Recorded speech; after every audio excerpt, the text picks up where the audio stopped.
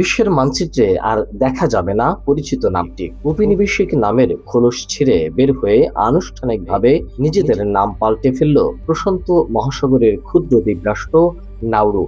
দেশের নতুন নাম রিপাবলিক অফ নাউয়েরো।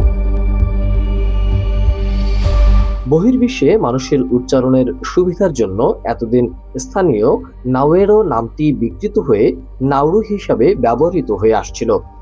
প্রেসিডেন্ট ডেভিড আদিয়াং জানান, নিজের দেশের ভাষা, সংস্কৃতি এবং ঐতিহ্যকে বিশ্বমঞ্চে ফিরিয়ে আনতেই এই ঐতিহাসিক সিদ্ধান্ত।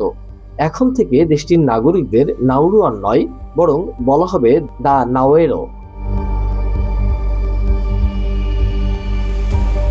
শুধু কাগজে কলমে নয়, আন্তর্জাতিক ক্ষেত্রেও বদলে যাচ্ছে সবকিছু। বিশ্বমানে কান্ট্রি কোড এনআরইউ বদলে এখন হচ্ছে এনআরও।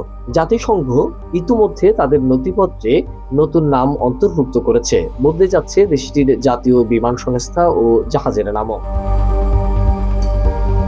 ভ্যাটিকান সিটি ও টুভালুর পর মাত্র 21 বর্গ কিলোমিটারের নাউরু হলো বিশ্বের তৃতীয় ক্ষুদ্র দেশ। 70-এর দশকে ফসফেট খনির বদৌলতে বিশ্বের অন্যতম ধনী দেশে পরিণত হলেও পরবর্তীতে অর্থনৈতিক সংকটে পড়ে দেশটি। বর্তমানে জলবায়ু পরিবর্তনের ঝুঁকিতে থাকা এই দেশটি তুরস্ক ও এসওয়াতিনির পথ ধরেই নিজেদের শিকড়ে ফিরে যাওয়ার এই সাহসী সিদ্ধান্ত নিল।